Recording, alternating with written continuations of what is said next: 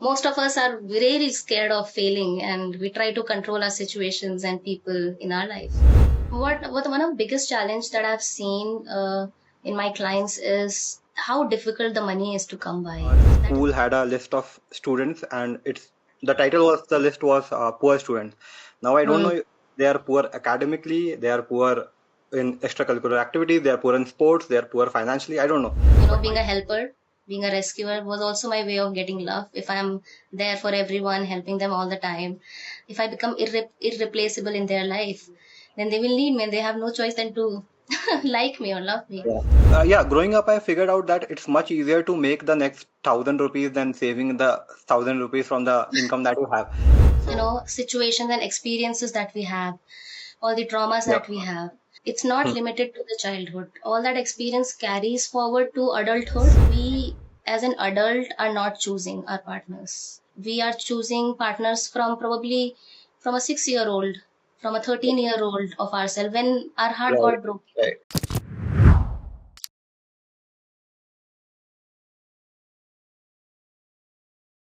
Hey, hi, welcome to the show. Hello, Sumit. Thank you for having me. So, for just our listeners, I just wanted you to explain to us exactly what you do, what exactly this profession is about. Because when you say mindset coach, there are a lot of things. I think it covers a really, really wide scope overall. Like I've seen mindset coach at different levels for entrepreneurs, even for employees, and even for people who are senior executives or people who are trying to figure out their career and so on. So just wanted to understand what domains you cover and what exactly your life looks like when you say you are a mindset coach. Yeah, so when I say I'm a mindset and confidence coach, what I mean is that I work with people where they are struggling, having challenges to overcome their limiting beliefs. Okay. And I work with people who have challenges regarding their career, transitioning through their career, Okay. having a career that is more aligned with who they are, their personalities, their interests. So that's Okay. where I come in. So I help people get more clarity, be more confident in what they want to do. So I do Hmm. that by challenging their limiting beliefs Okay. and providing them more clarity and confidence for them to go ahead and do what they want to do. Okay. But when you are talking about these individuals who are already coming out of, I'm assuming that they must be coming out from some institutions or colleges, right? And they would be figuring out how their next 5 years looks like or what they want to transition into. Uh, Mhm. they already come from such institutions and still they lack that confidence to go forward with their Yeah, career. so not all of them comes from institution. I am working with an NGO where I work with students and helping them understand what career path they should be choosing, because they all have been fed that engineering and doctor and becoming a lawyer, or a lot of what I've heard from them is they want to be policemen because that's what is happening in their culture, and their parents Right. are talking about it, that they want to give back to society. Mhm. And when I ask them why they want to do that, the only reason they come up with that they want to help people. So I have Right. to let them understand that there are multiple ways that you can help Hmm. others and help people, right? Right. So that's one part where I am actually working with students. Hmm. I am connected with NGOs where I take sessions and Right. help them understand how they can. So first step here again, for anybody to pick a career that is more aligned with their personality is to understand who they are, right? So it Right. starts from there, and then that's one set. There's another set of people who have already been in their career for say 2 years, 3 years, 5 years, and they're not happy with it, they're not fulfilled. Okay. So that's where they come in and they're like, I want to do something which gives me time freedom, Right. money freedom, so that I can spend more time with my family and loved ones. So I just help them, handhold them to get more clarity on what Right. they can do, how they Hmm. can do. And why I picked this part specifically in order to help people is because in the past I have figured this out for myself. Yeah. I came across um, a crossroad where I had to decide if I want to go back to the corporate culture where I have been before. And that's when I had to sit down with myself and I was like, hey, listen, I know the studies are over and going forward, the work is going to be a big part of my life. Mostly, if you're spending 8 hours a day in an organization, that's a huge amount of time that you're investing. And I had no doubt that even if I go back to corporate, Mhm. I have the ability to, climb up the ladder. I'll work so hard that I can surpass everybody. I had Right, that conviction right. in myself. But the question again was that, do I really want to do this? And Yeah, having this, there was this fear, right, to going and doing some work every day that I don't even like. So I was like, no, I have to sit down and figure out who I am. What do I like? Where are my interests? What I'm naturally good at, right, right? So right. I did that for myself, and Mhm. it sounds all nice and rosy. It's not. It's very I tough. get it. I get your point. Yeah. Yeah. And after all Yeah. this, I figured out, and I was like, I'm so clear. I want to do this. I want to do that. I had a great fall. I had a very hard fall, Yeah. but yes, um, it's been fulfilling so far, nonetheless. I think this COVID phase has made everybody realize how important it is to spend time with your loved ones, right? Of course, Yeah. job is an important part. It takes, keeps your family economically well, but sacrificing most of your awake hours with people who are going to just replace you with someone else when once you go to the next organization and not spending much time. In fact, I see a lot of people in cities like Bangalore, Mumbai, where people are just staying alone, right? They just go to the work, they come back, and most of the day spent there in the commute and the office work. Yeah. So now, after a year, they will feel a burnout, and then they will come back and realize that they will look for remote jobs or something that they could go back to their family, maybe, right? So yeah, I have noticed something similar, but when you say you help people transition, how does that work? Because they come with a formal education towards something, right? So if I'm Mm. an engineer, I have a formal education towards engineering, Yeah. but maybe I like something else, right? So how do somebody discover that he's naturally good at something or she is naturally good at something? Because that Yeah. is the hard part. Simple questions, right? Just asking yourself some meaningful questions here where so one very simple thing we all have heard about is ikigai. It just gives you such a great framework to work through.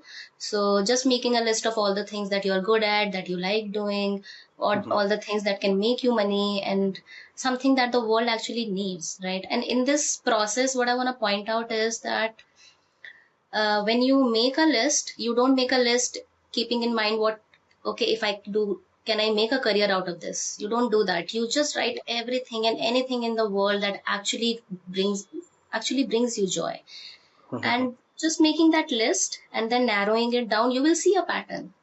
Right. When you write all these four things, you will start seeing a pattern. It will all point out in a particular direction. So that's your Okay. first step. That's your Mhm. start. It will give you a direction to move into. From there, you can decide if you wanna, you know, for me, what happened when I did this exercise for myself, I realized that everything was pointing towards education, training, coaching. Right. It's like, okay, I understand. It's very clear that this is the path, and it felt so, you know natural and normal. It's Right. like, yeah, this is who I am. I've always been this person from the Mhm. start. That even in school, I was the person who used to teach, Okay. learn a concept, and go ahead and Mhm. teach all my Yeah. friends, right? So I was like, yeah, makes sense. I've been that person who always do that. So let me go ahead and do this. And then from there, doing a lot of research, figuring out different career paths that I can choose in this domain, Mhm. and then relearning, right? Again, learning. So after my research, I stumbled upon coaching, and it blew my mind. And I was like, I had no idea that this ever existed, Yeah. and it was like, this is it. I know this is it. Right. And Right. I had no idea how to do and go about it. Then I did more research. I have to do certifications. I have to do courses, this and that. So Mhm. slowly, Then again, for anybody and everybody, you have to probably go ahead and do a little bit of courses here and there. Pick one course on Udemy or Coursera. Maybe take a small course with anybody. Like what I did was I did a small basic counseling skills course with Hmm. IIPR, right? Okay. So that What also is gave me that about? basic What was the counseling topic of skills that? course. Okay. So being learning the art and skill of how to counsel people, how to Mhm. talk to people, how to help them get more clarity. So did that. So all these small things will give you, and from there I jumped into getting, try to get a, you know, get some internship, get some hands-on Right. experience. Right. Right. Right? So these are the steps: figuring out a direction for yourself, doing some courses, um, learning a little bit about the career that you want to pick. Suppose you want to do photography, Yeah. right? You figured out, okay, photography is something that I want to pick. Go ahead and pick one course and see what is it about? How does it work? Do I really want to do this? Right? Hmm. And then making and just trying to get some hands-on experience, doing some internship here, making us maybe assisting somebody. What I did was I started working with a life coach. I sent out Okay. a lot of emails to a lot of Mhm. different coaches, told them about myself.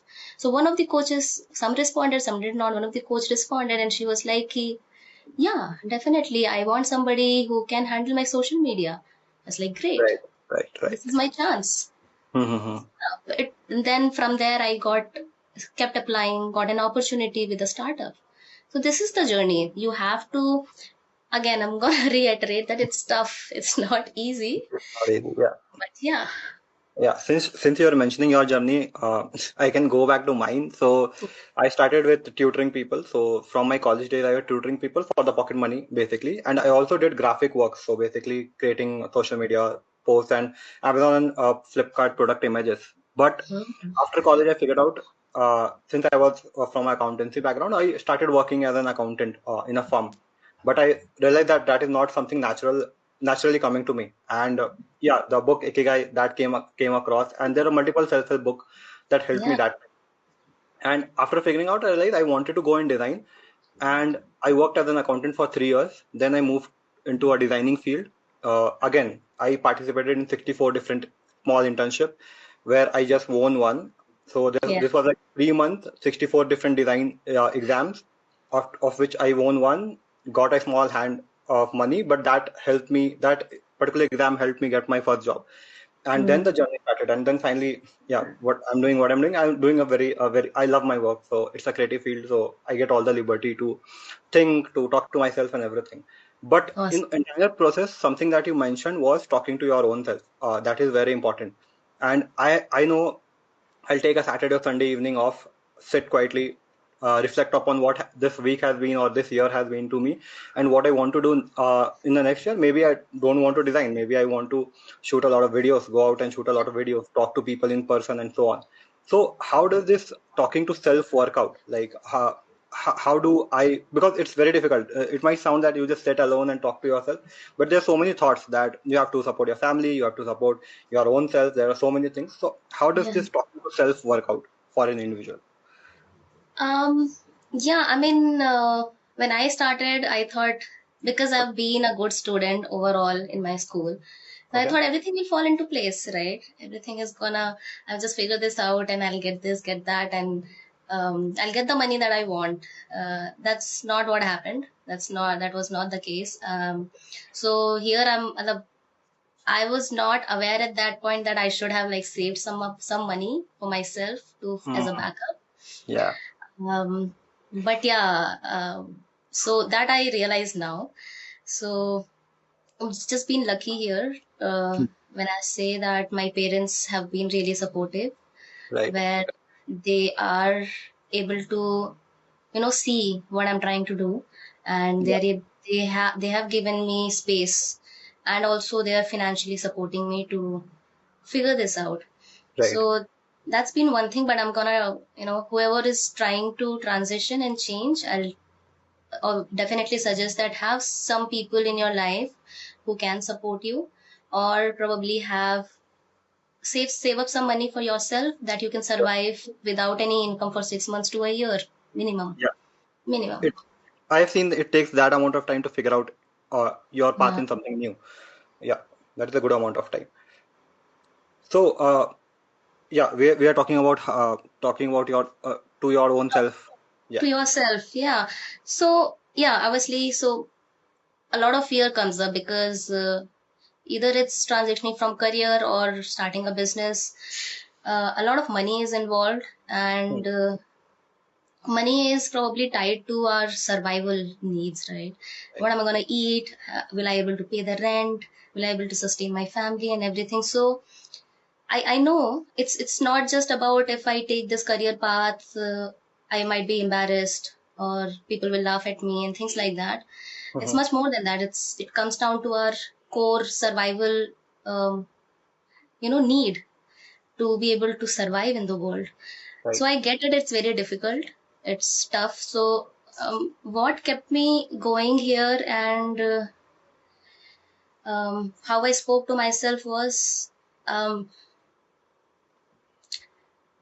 that I had evidence in the past, right? That I am this person who can do all these things. Mm-hmm. I have whatever I wanted to do in my life, I was able to achieve it. And just having the conviction that I am moving in the right direction. Having Right. also at the same time having a coach Mm-hmm. who you can talk to, just coach or a mentor, anybody who can guide Right. you. Right. Uh, Also, whenever all these thoughts comes up, right? Who am I to do this? And Right. what who do I think I am? And Mm-hmm. so it's very important for you to go to somebody that you trust, whose opinion you trust, whose Right. suggestions you trust. Talk to them. They will give you a lot of clarity and confidence again. So that's another way.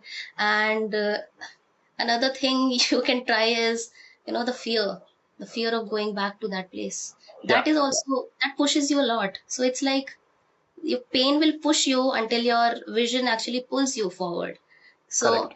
that was one thing. I was like, "Ugh, I can't. I have to figure this out somehow." So yeah, Right. Right. that And was I think another good question.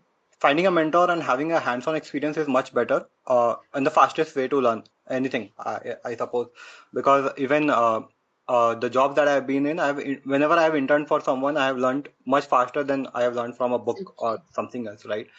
And Absolutely. since you mentioned who am I, the question that people ask, like who am I, right?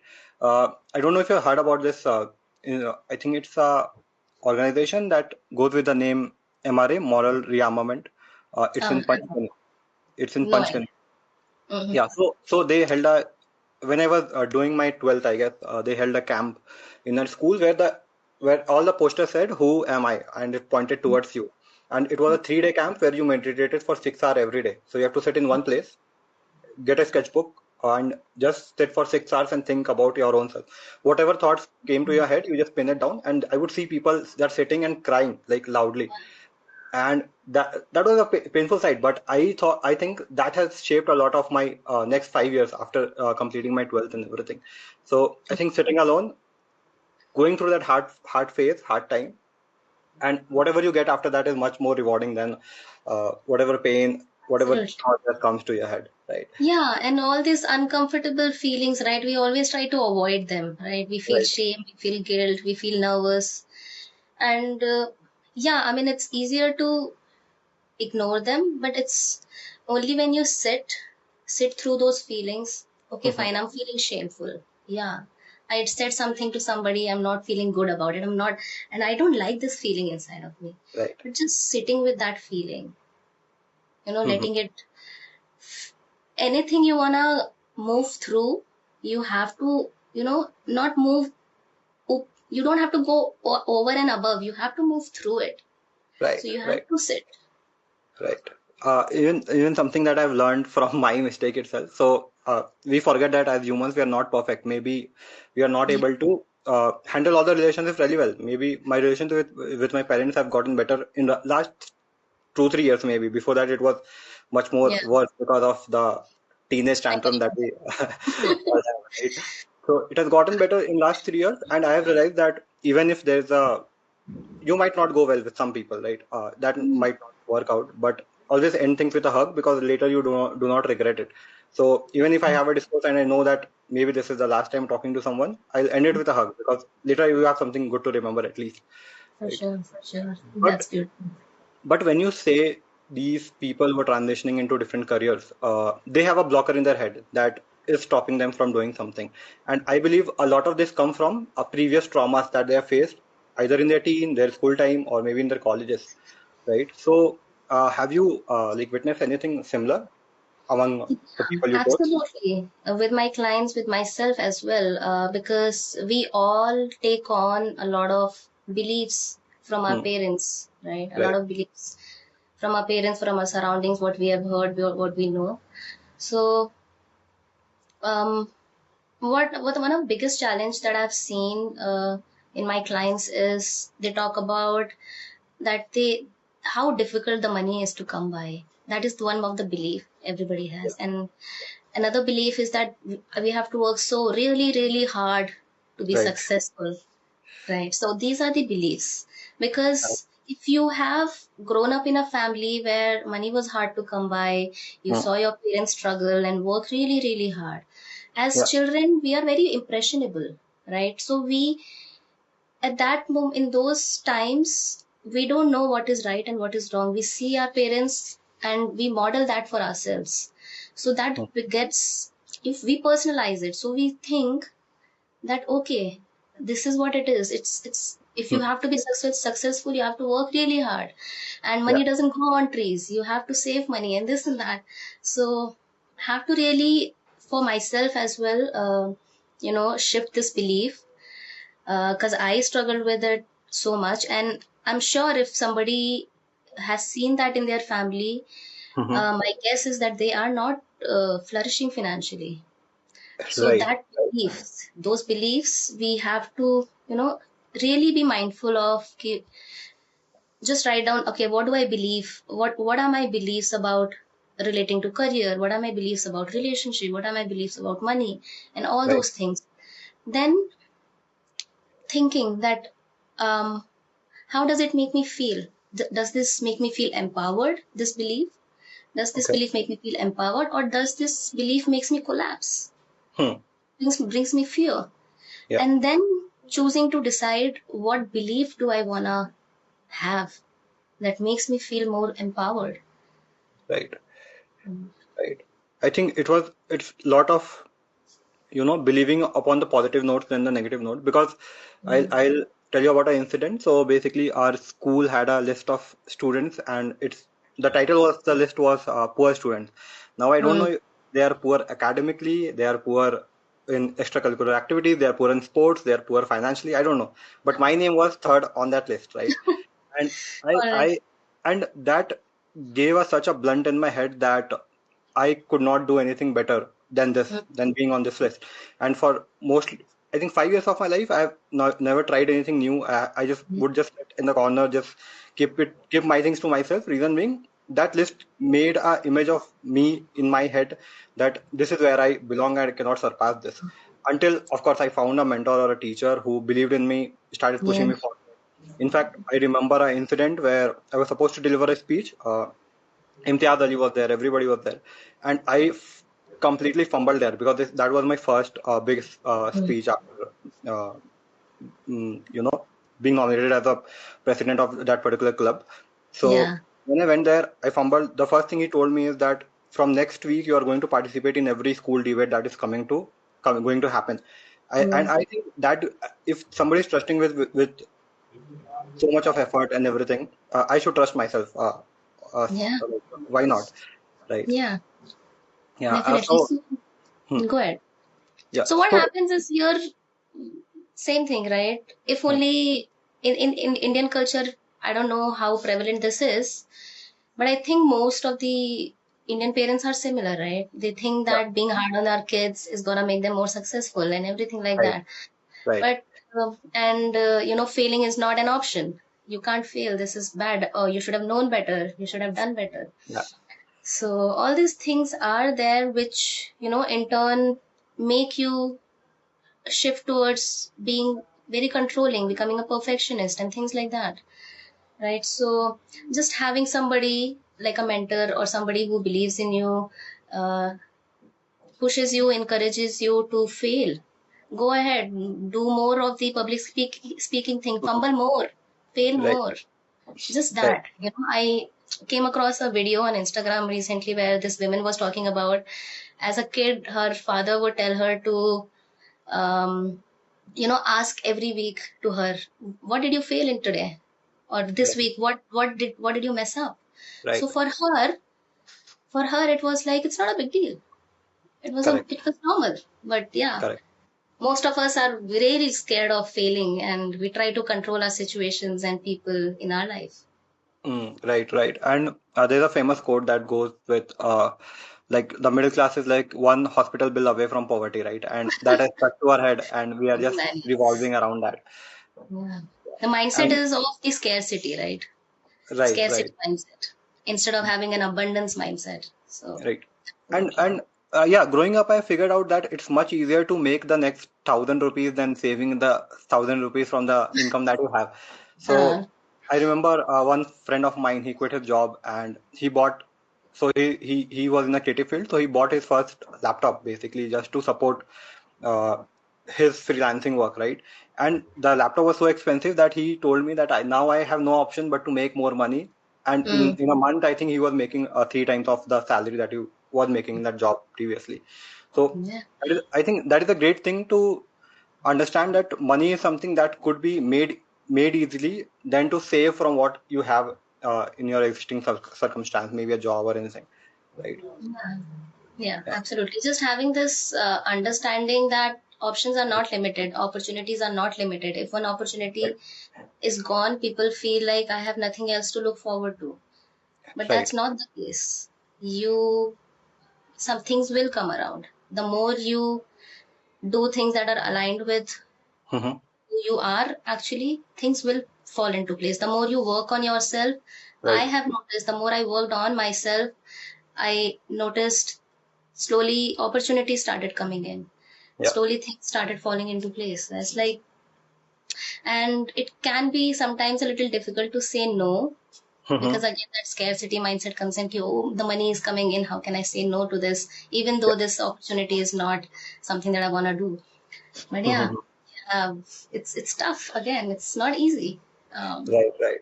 I Others was say, yeah, hmm, I was reading this book. I think it was from Daniel Carnell. It is the book title of the book is Stop Worrying, Start Living. I don't know if you came across that book. yeah, I've So heard it. yeah, I was reading that during my tough time itself, and it had a very good experiment that said if you're trying something new and you know that this could fail, that has a 50% chance. Write down what could be the worst thing that could happen if you fail in this, right? And so Absolutely. whenever I try a new business or I try a new venture, I would say, what is the worst thing that could happen? So it would be like I would have zero money, basically. If this Yeah, fails, I'll have zero money. Plus, I might be in a little debt. Maybe I've taken a yeah, loan for that business. I might be in debt. So yeah, what can I do to avoid that? So my first step would be to create a cushion. So maybe I save for next 6 months for whatever period of time, and then I create a cushion and then try that venture. In that mm, case, even if I fail, I have that cushion to pay back my debt or loan, whatever I have. But I always have a roof on my head. Like I can always go and stay at my brother's place. I can always go and stay with my parents. Like not a problem at all. And yeah, then I know since I'm very restless, I'll figure out something new in a month and I'll try that venture again. So yeah. having that belief and having this method where you can just note down what is the worst thing that could happen and you can just go ahead and try it. Yeah. It's That a is very, very, very it's a effective very technique. good question to ask, actually, and very important one. Hmm? So, Right. asking all these meaningful questions to yourself really helps you get more clarity. Clarity, right. So when you say people have, limiting belief, what do you mean by that? And what are the common reasons you find that people are having those kind of limiting belief?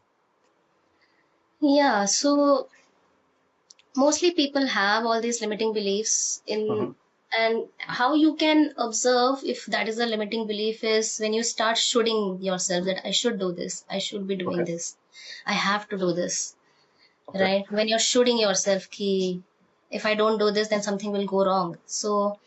And how this comes into play is, again, we see people around us, we see our parents, we see everyone important, we feel who are important, including our parents, Right. right?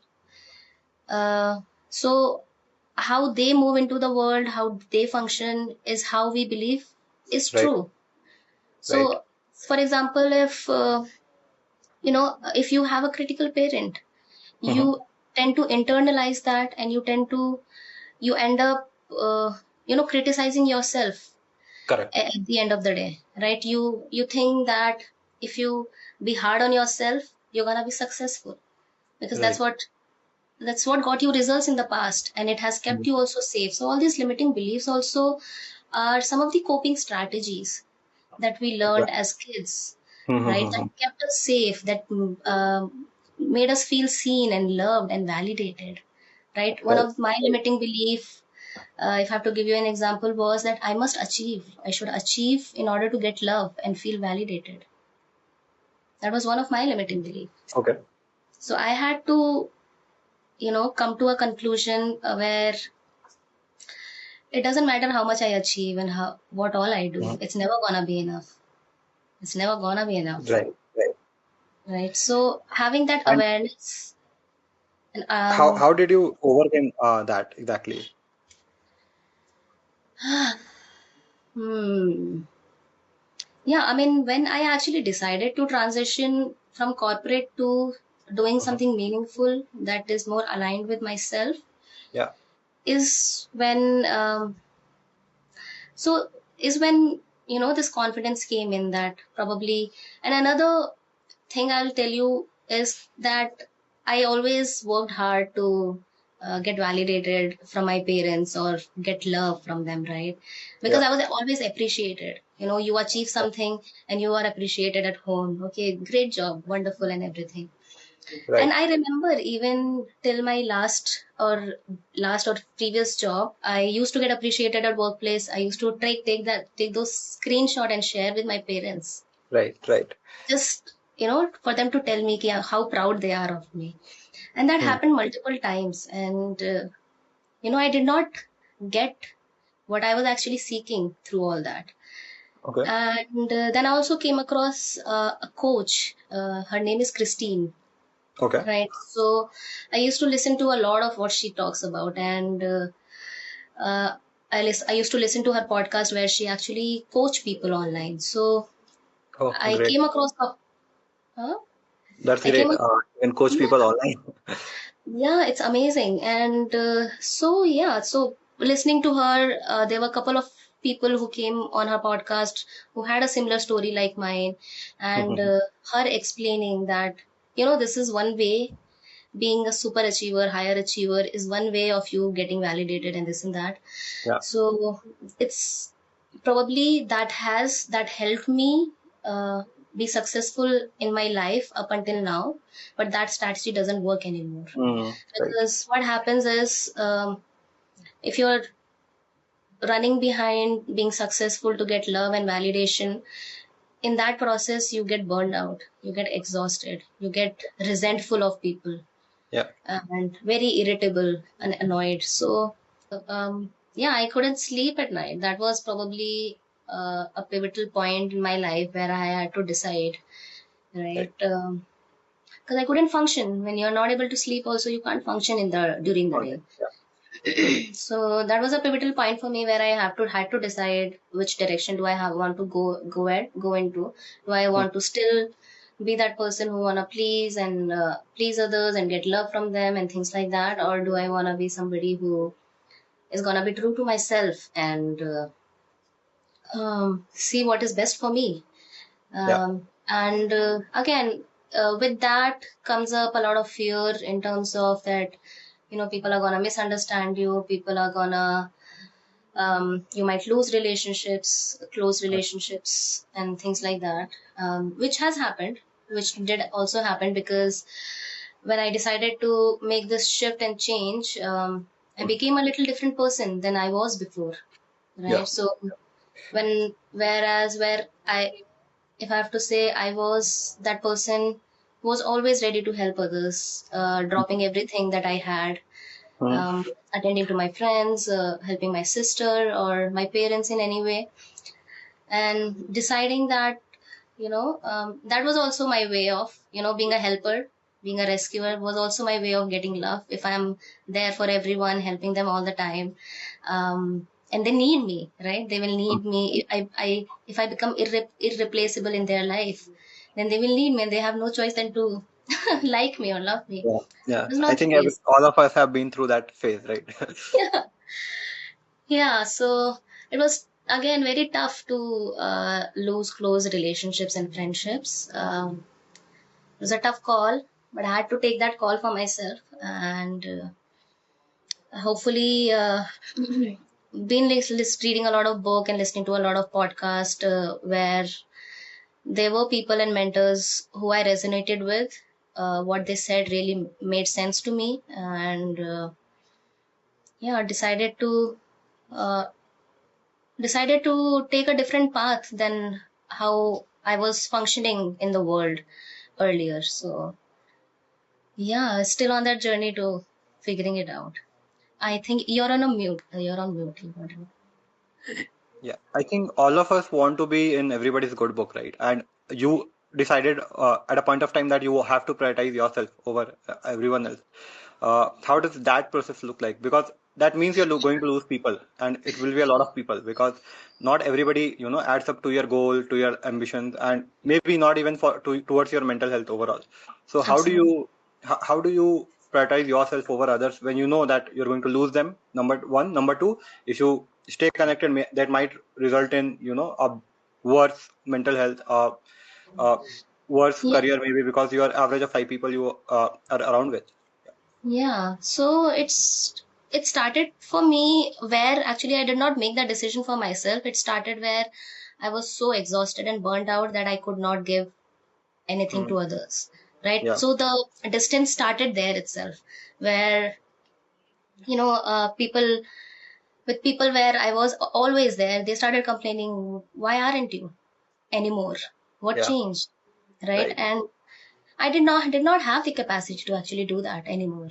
And so yeah, I sheltered myself, and the process from there was again um, one setback after the another setback. Last company that I worked for, I had to leave that company, and that was again a major setback for me. So, and how I worked through is what I talk about in inner child work. So, we all have this, our younger selves inside ourselves, right? So, that inner child tries to get your attention through different ways, through you you procrastinating, you sabotaging your own health, your relationships and career, Right. you being anxious and things like that. So Hmm. there were different signals, wish to say, that it was very important for me to actually look within and look inside, that what is happening, what is going on here. So I enrolled myself in a course of inner child, where I Okay. learned a lot about what inner child is and how it functions, and um, how important it is for you to understand your inner child and how it's trying to take your attention in different ways. So Right.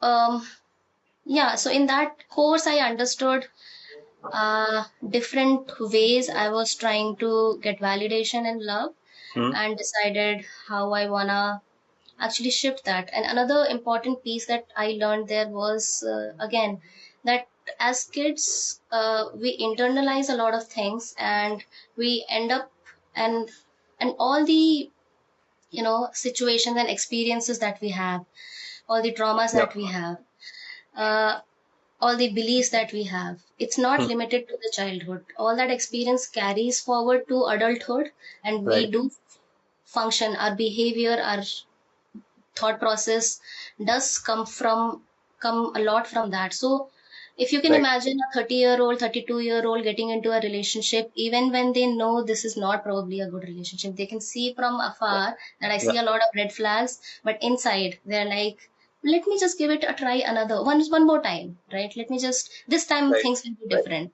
This time things will be, Mhm. things will change. So what a lot of us don't realize that in that process, we as an adult are not choosing our partners. We are choosing partners from probably from a 6-year-old, from a 13-year-old of ourselves when our heart Right, got broken. right. Like as 16-year-old, my heart got broken, and now I'm gonna replicate that by attracting different situations in my life, different people in my life, experiences in my life, Yeah. and getting a chance to be able to heal that, be able to shift that. Hmm. So I could see I had all the awareness in the world that what is happening, why am I behaving this way, why things are going this way. Um, Still, just the awareness is not enough. Just awareness was not enough. So Yeah. yeah, there were multiple instances in my life where I was probably um, brought down to the ground multiple times, and that was a pivotal moment where I was like, I can't do this anymore. I have to look at it. So in that course, I also learned, uh, for example, I'll again give you an example of relationships. So Yeah. suppose you have been in a house where, you must have heard of daddy issue, mommy issues, right? Right, right, right, So something on similar lines. If you have been at home, your father was unavailable, emotionally not available. right. So you are gonna go out and choose people and relationships similar to that because you wanna heal that part of you. What you did not get from your father is what you're trying to get from your partner. Right. That you love me, you look after me, you take care of me. Correct. Yeah. So I realized that I don't want to choose a partner from the unhealthy dynamic that I have probably with my parents or my dad. I want Hmm. to choose a partner from uh, my own value system, from a very conscious. I want to make a very conscious decision. Um, so, and the thing that I was talking about before was reparenting yourself. Right, we all, as I was talking, we all try to parent ourselves the way we were parented because that was modeled to us. We did not Right, know right. anything better. Right, if Hmm. you had a critical parent, you tend to be very critical to yourself, and Yeah. in this process of knowing yourself, learning who you are, a very important part of it is to be able to reparent yourself, being your finding that voice inside of yourself of a loving parent, Hmm. who will be supportive, who will be unconditionally loving to yourself. So this might sound weird, but weird to a lot of people. But another process here is to be able to talk to your inner child, right? Hmm. So as an adult, you, whenever, suppose a situation happened where you got triggered Hmm. by something. So now that trigger is there because you have had similar experience in the past, that's the trigger coming Correct. up Yeah. now. And that might have happened probably long back when you were 18, maybe you were 13-year old. So that trigger is there and you feel like this is the experience, right? What happened there is the experience that is happening now. Now Hmm. somehow I have to save myself, I have to guard myself, I have to Yeah. protect myself. Now we do it in different ways. We try to, when your amygdala is hijacked, you try to fight, flight, Hmm. freeze, or appease. You do that. So everybody has different ways of doing it. My way of doing it was to, whenever I got triggered or somebody said something to somebody said something to me, my way of protecting myself was to become bigger and be angrier. Right, Right, right. that was my way of protecting myself. For somebody else it could be they go into a shell, they take some time off and then Hmm. they come back. So Right. recognizing all these patterns in myself, what I'm doing, what is happening, and whenever I get triggered, now Hmm. I know it's not me. It's not the adult me who is 28, 29 years old. It's not me. It's my, I'm time traveling.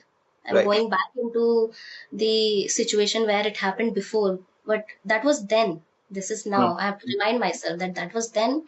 This is now. And then I know my inner child is activated now. She's Yeah. trying to protect me in different ways. So I talk to her. I talk to her. I sit down. Sometimes I write it also, journal it out.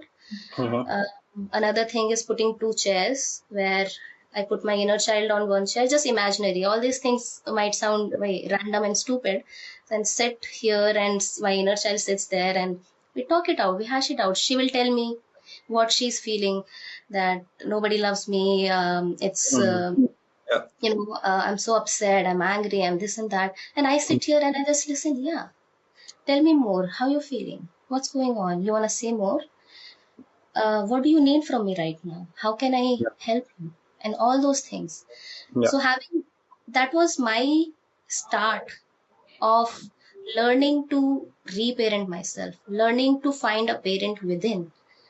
Because from whatever I have seen, I have learned that this is how parenting is. Right, right. Yeah. And I've seen this very common pattern among my male friends, since I am a greater male company. So it's not that I'm not telling that female don't have the similar problem. It's just I have been more in that company, so I have observed that more, that they only need validation of their parents. Like, because Mm. it's very hard for guys to, get validation from the parents. Reason being, they haven't been very communicative. Being a Mm. guy, they always a wall that they create, because that's how the previous generation was raised Yeah. entirely. That you have to go out, figure out yourself, without Mm. any validation, any comforting words or anything. Yeah. So right now, I think a lot of my friends, they only need is somebody to call them and tell them that you're doing well. Just Yeah. keep hustling towards the day. Like, but Yeah. I don't think they can communicate that to their parents, because the way they have been raised is that you have to figure out yourself. So I think I noticed that pattern among a lot of people. And Definitely. yeah, yeah. So over all this, is this in this entire journey, what I could also see is, a common thing is that you lose a lot of people, right? And how do you set your mind that, okay, this were the 8 people that I knew, now I know only 1 or 2 people maybe. How do you cope up with people leaving your life as you move forward, as you transform yourself? Mm-hmm. Right. So just thinking about it is very tough, because Yeah, um, uh, people you have grown up with, losing them is right. also tough. So, what I again, from all the people that I follow, all the Hmm. people, all the coaches and mentors that I listen to, um, they have to go through something similar. They had to do it as well. And one piece of it is for you to, the biggest difficulty here is to break out from your family, Hmm. be having an understanding that this is who they are, Yeah. and this is who I am, and this is my life. Okay. That's one piece of it. Hmm. Um, Plus, another thing is just having this faith in myself that right now, whenever I used to sit with my friends or my family and people who are close to me, I've Hmm. noticed this pattern where I wanted to talk about something, but they are not interested because they are interested in something else, and these are not my interest. I want to talk about human potential. I want to talk about human Yeah. behavior and this and that, and they are not interested in that. So Correct. I and my opinions, my my how I my value system, how I see the world, I Hmm. slowly started realizing how different it is from, how I see relationship, how I look at men, what I think about them. Do I think that men are all dogs? They're all always Yeah. like this. Mhm. So having that understanding that this is not who I am, I'm very Mhm. different, right? And these are friends of mine. They're nice people. I'm not saying they're bad people. They have their own experience and opinions, Yeah. right?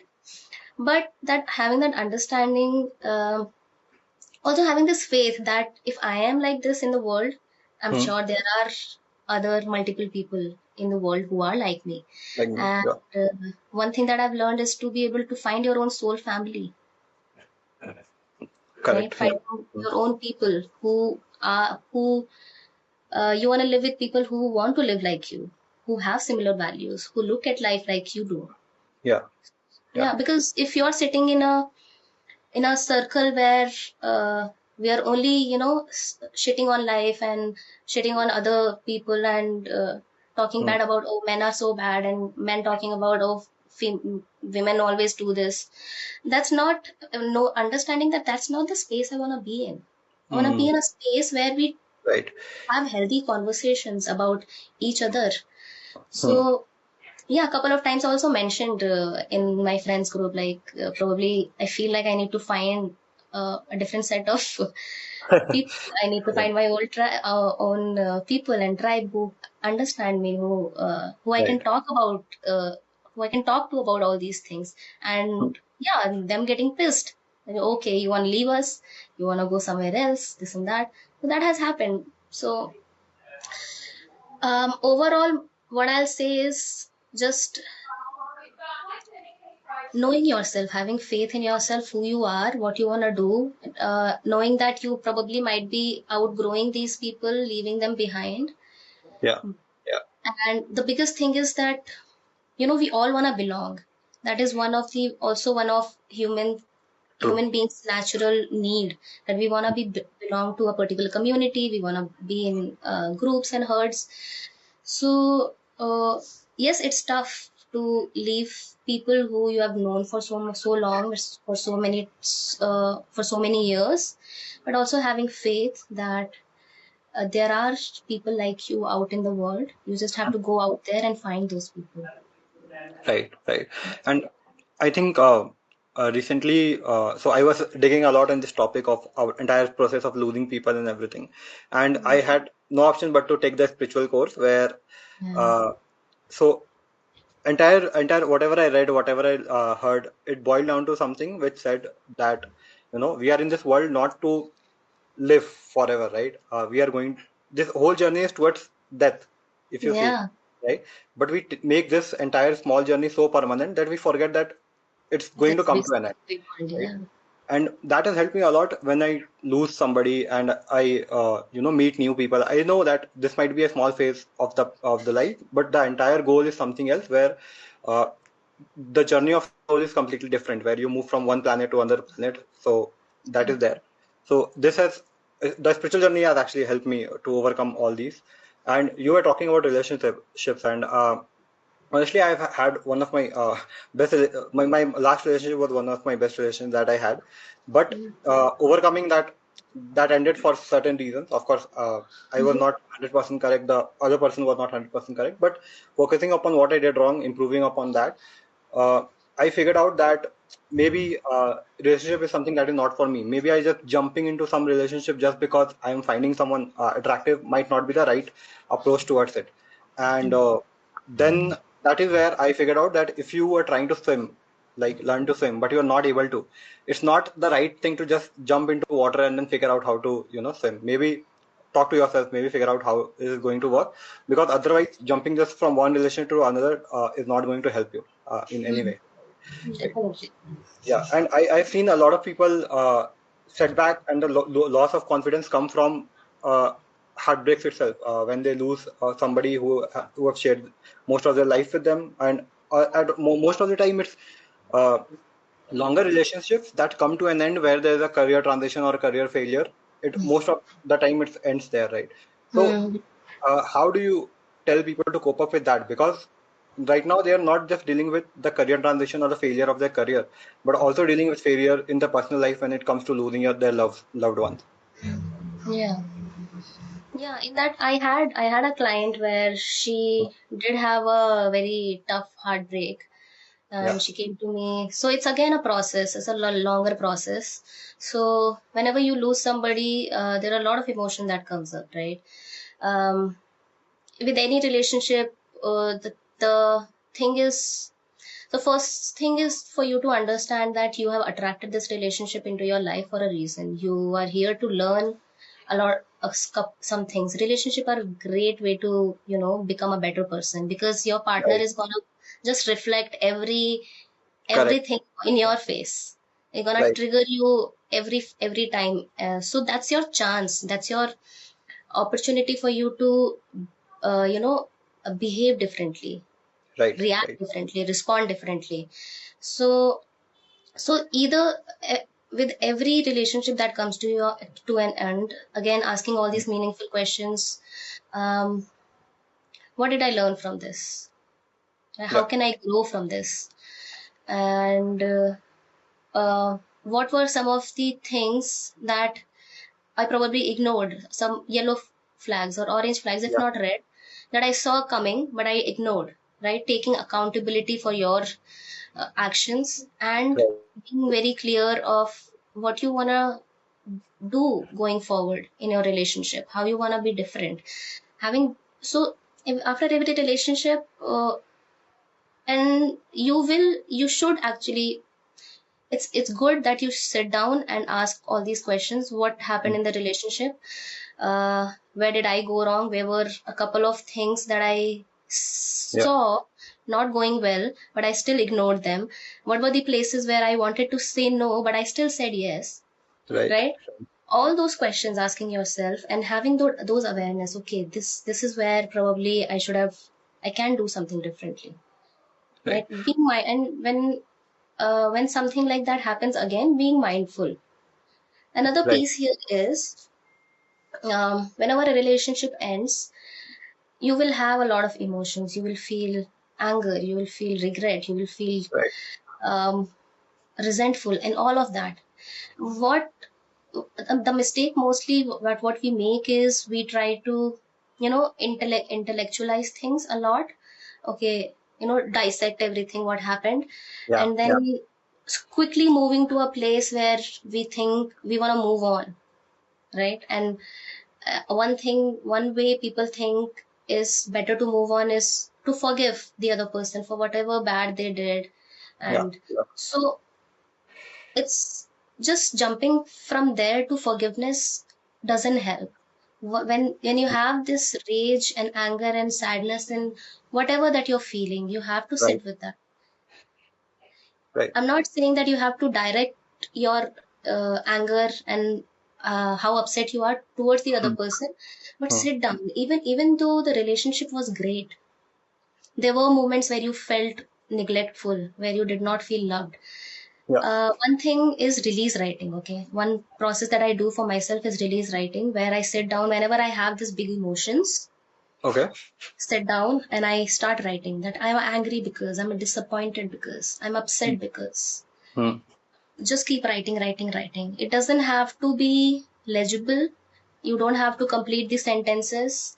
Right. It's just Right. a kinesthetic process of you to, because not every time regulating your nervous system is not about calming down. Sometimes the energy has to go out. Out also as well. Yeah.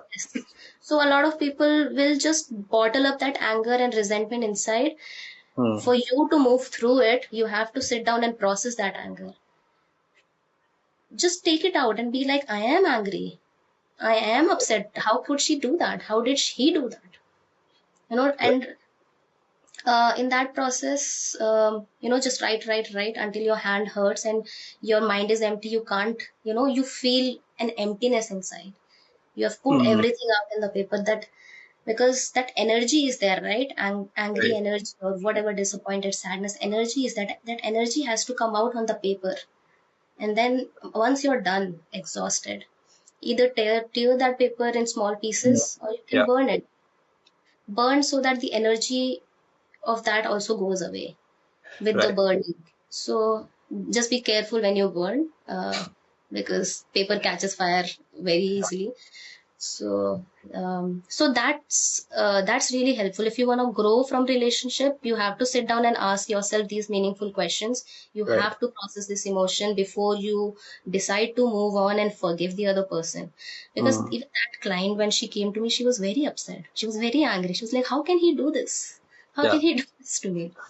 So, And that's a so valid question. And the whole process of writing things down sounds similar to meditation, where you sit with your thoughts and you let the thoughts come until you don't have anything to think about. I think it's quite similar to that. yeah. But you necessarily don't get answers to those questions, right? Like, how could she do something like this? Or how could he do something like this? So it's just writing down questions without any valid answers. How does that work?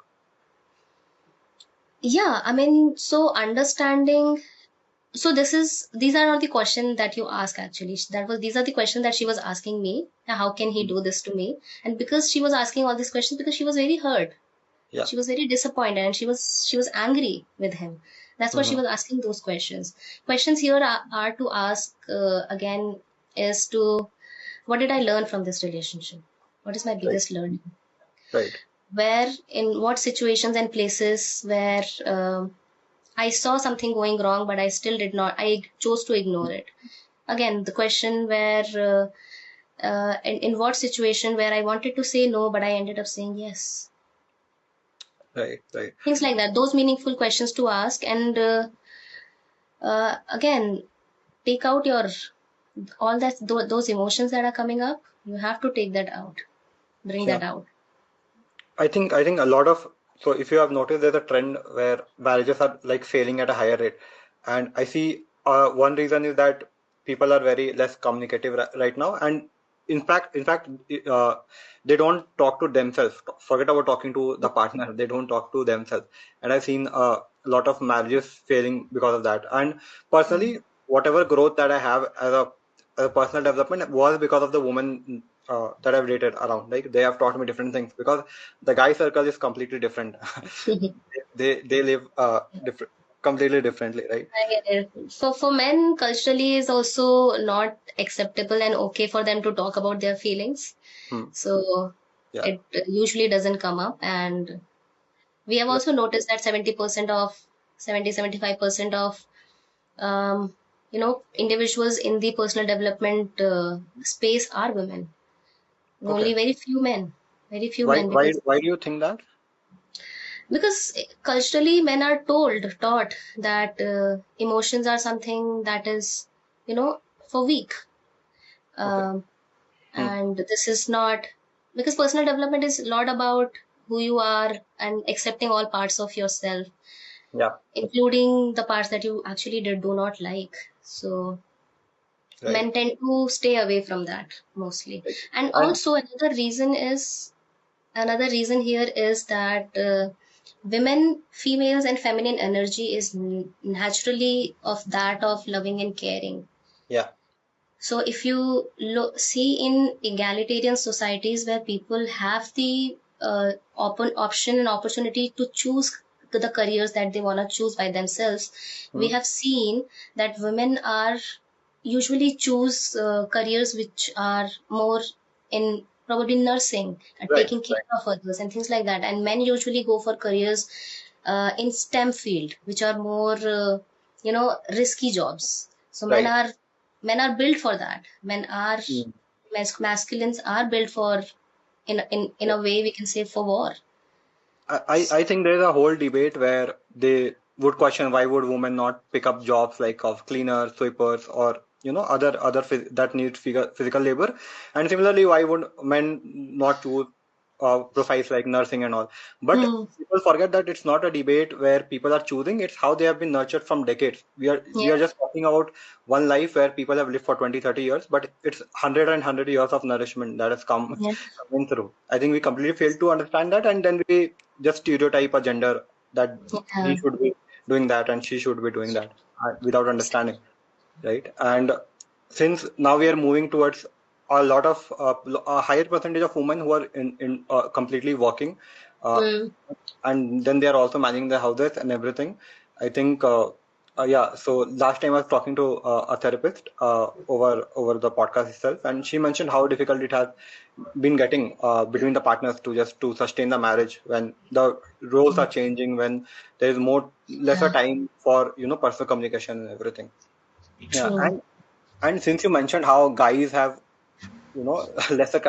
lesser uh, communication when it comes to talking about their feelings and talking themselves out.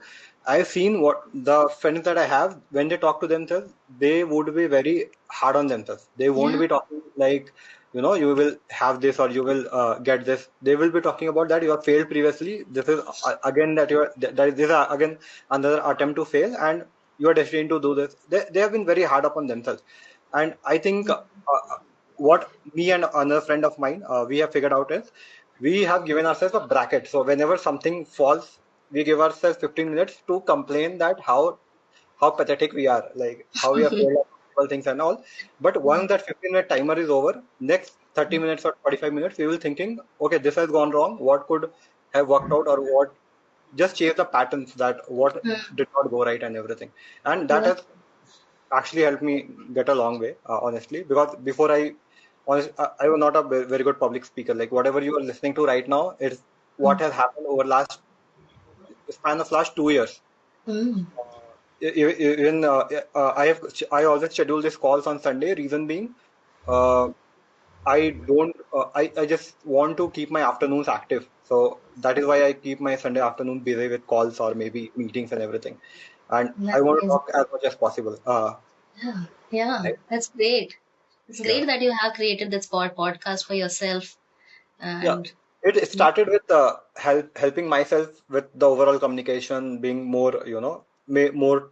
I used to talk very less, so just talk more. mm, But then, when I started talking, so every week I invite a guest, I have to do a week of research, and that helps me read like 2 or 3 books in a week, right? So for personal development as well, it's great. Plus the guest who comes in, like you and everyone, I think the knowledge and the experience that they share, like you said, mentor is something that you need when you want to learn something faster and evolve, right? And this is my kind of mentorship where mm, I get to learn faster than reading a book, because I've read a book for a week. But when you talk to me, when you're with your personal experiences, it just yeah, fits in my head, and I can remember it for a longer time. you Right? can connect So the dots. connecting, like, yeah, Steve Jobs said in an interview, if you remember, that you can only connect the dots if you look backwards, and you can Yeah. never connect the dots when you're looking forward, Yeah. right? So Yeah. just one last thing before we close the conversation. So when you say confidence, right, and you talk about a confident person, say you, guy or a girl, what does a confident person individual seems like, when you see it from your perspective? Because for me it would be somebody who is very open, talking without any hesitation and everything, but that is somebody who is extrovert, not a confident Hmm. person. Like he or she could be lacking somewhere. So how does confidence sound to you? Okay, my definition of confident person would be a person who knows themselves, Hmm? uh, not just the good parts of themselves. Okay, these are my strengths and I am great at Yeah. this, good at that, but also knowing, you know, those parts of yourself that you actually don't like, those Yeah. parts of yourself where you know that you sometimes lash out, sometimes get very angry, or sometimes just go into the shell that you don't want to talk to anybody. So somebody who's Okay. highly self-aware of themselves, know who they are in and out, Mm.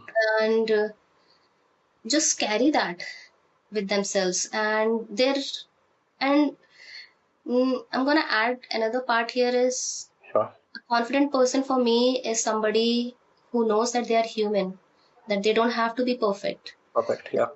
Yeah, that everything, that it's okay to make mistakes. It's all right to fail.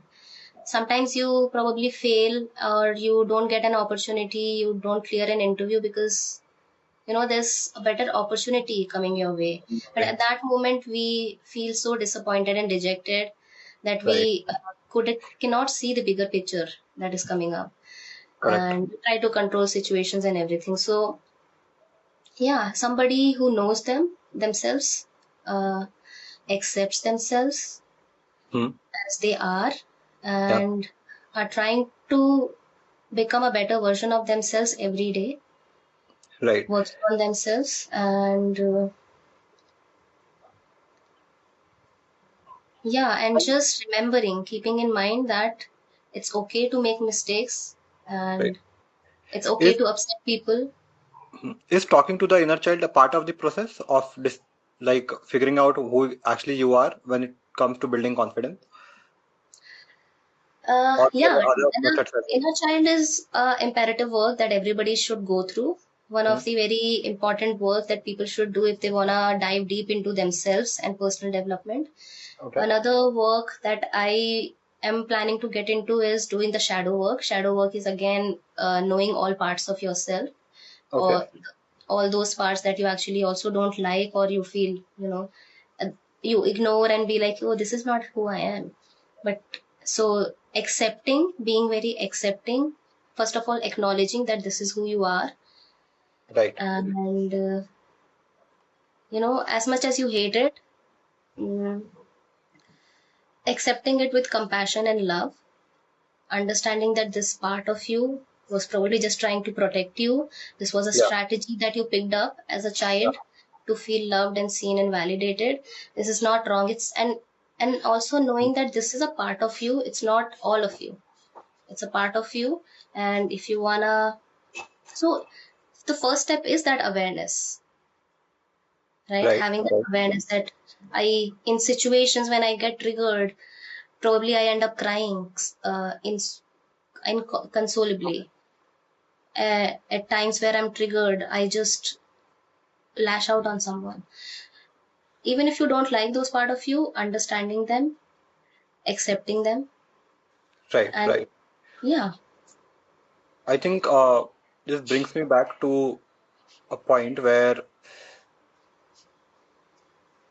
I think it was in a company where everything was like falling apart. We had to deliver something and things were falling apart, and was being witty and making some jokes.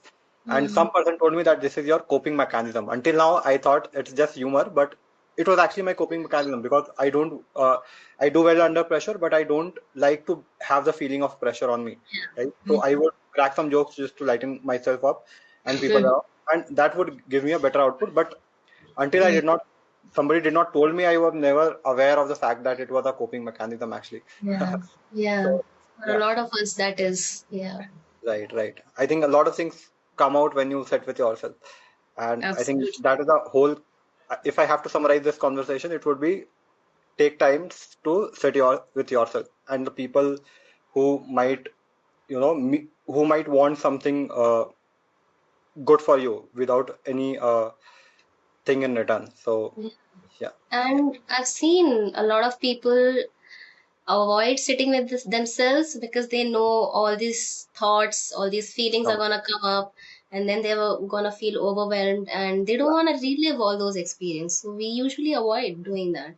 correct. So in that process, just having somebody that you trust, having Hmm. a safe space and safe environment where you can be yourself, good, bad, ugly, however it is, Yeah. because it's not easy to sit with yourself and with all those thoughts. So Yeah, yeah, yeah. definitely. I think for guys it's simple. Just to avoid talking to talking upon certain issues, they would just say just go and grab a drink or something, and they would Yeah. completely forget about it until they wake up next morning and realize the problem is still there. No, yeah. So my favorite coach, she always says this, that ignorance is bliss, and awareness is a bitch. Because Right. when you have the awareness, Mm, that you have to shift something, right. and you don't do it, then you feel even worse, Right. right? You have the Right. awareness that I have to change this, but you don't do anything about it, you feel even worse. So Correct. definitely ignorance is bliss, but it's not sustainable. So I think it's a good point to close the conversation with ignorance is bliss. awareness Right. is a bitch. Yeah, that's right. We can close with that. So thank you, Alvina. I think it was a great, great, great talking to you. Uh, I think there's a lot to take away from this conversation, personally for me as well, and of course for the general listener. So thanks a lot. My pleasure. Thank you for having me.